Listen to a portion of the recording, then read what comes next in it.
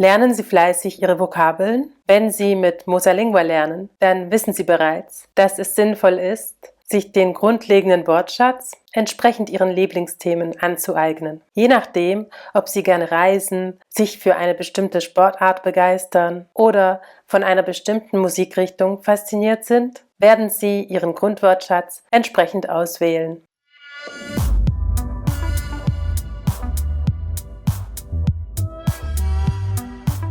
Es gibt außerdem nützliche deutsche Alltagssätze, die man direkt auf der Straße lernt, und zwar in der Interaktion mit echten Menschen. Schließlich ist es, wenn wir eine Sprache lernen, unser Hauptziel, uns verständlich zu machen und im täglichen Leben zurechtzukommen. Stimmt's? Diese Ausdrücke stellen also für jeden Lernenden einen wertvollen Wortschatz dar. Und ich will sie Ihnen heute vorstellen. Fangen wir also gleich an. Im heutigen Video sehen wir uns 10 nützliche Ausdrücke und Formulierungen an, die Sie unbedingt kennen sollten und die Ihnen helfen werden, sich auf Deutsch zu verständigen. Los geht's! Hallo, wie geht's? Dies ist ein freundlicher, unverbindlicher Gruß, den Sie an einen Freund oder Kollegen richten können. Er klingt sehr freundlich gegenüber der Person, die Sie grüßen, und ist kein Slang-Ausdruck, so wie etwa „Was geht?", „Wie läuft's?" oder „Alles fit?". Sie können ihn also ruhig an jeden Gesprächspartner richten, mit dem Sie sich duzen. Oder Sie verwenden einfach, wenn Sie mit Ihrem Vorgesetzten bei der Arbeit oder mit Ihrer älteren Nachbarin sprechen,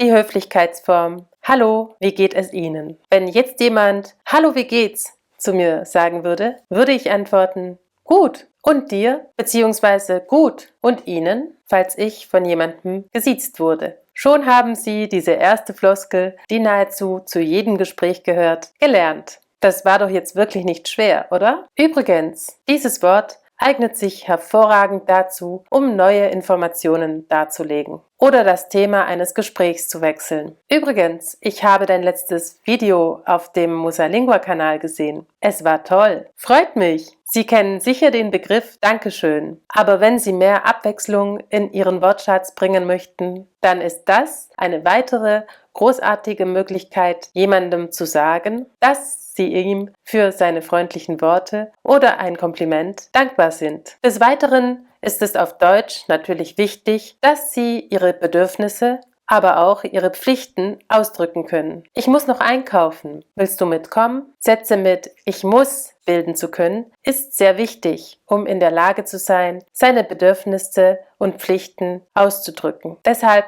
ist das ein Beispiel, das Sie fast jeden Tag verwenden werden. Tun Sie das mit der Infinitivform eines Verbs, wie zum Beispiel in ich muss aufräumen, ich muss arbeiten, ich muss etwas essen, ich muss mich ausruhen, ich muss einen Kaffee trinken. Wie Sie sehen, wird ich muss in vielen verschiedenen Kontexten verwendet und darauf folgt fast immer ein Infinitiv. Verzeihung ist ein weiterer höflicher, alltäglicher Ausdruck, den man in vielen Situationen alternativ zu Entschuldigung verwenden kann. Mit ihm können Sie auch dem Kellner einen Hinweis geben, dass Sie noch etwas bestellen möchten. Sie können ihn auch verwenden, wenn Ihnen jemand den Weg blockiert oder auch, wenn Sie zufällig jemanden anrempeln. Sie können Verzeihung auch verwenden, wenn Sie nicht gehört haben, was jemand gesagt hat. Verzeihung, wie bitte? Wenn Sie höflich nach etwas fragen möchten, dann nutzen Sie die Formulierung könnte ich, wie zum Beispiel könnte ich noch ein Stück von der Torte haben? Diese Formulierung können Sie auch am Telefon verwenden.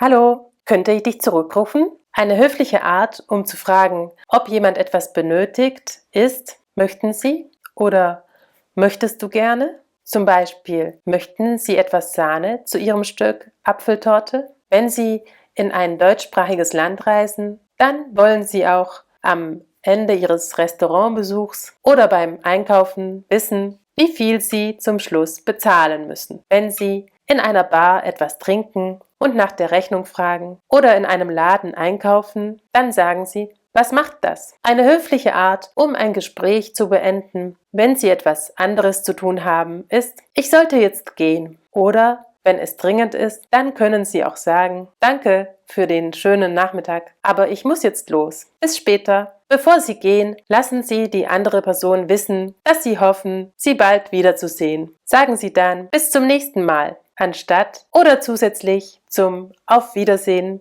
oder Tschüss. Ich hoffe, dass Sie diese 10 super wichtigen Sätze für den Alltag schon bald in Ihre ersten Gespräche auf Deutsch einbauen werden. Und noch ein letzter Tipp. Beginnen Sie so bald wie möglich, sie zu benutzen, damit sie Teil Ihres deutschen Grundwortschatzes werden. Bis zum nächsten Mal. Wenn Sie in diesem Video etwas Neues gelernt haben, dann geben Sie ihm ein Gefällt mir. Klicken Sie auf Abonnieren und schalten Sie Ihre YouTube-Benachrichtigungen ein. Sehen Sie sich auf unserem Kanal nach weiteren Tipps und Tricks um. Und wenn Sie uns von einer anderen Social-Media-Plattform zusehen, dann folgen Sie jetzt unserer Seite.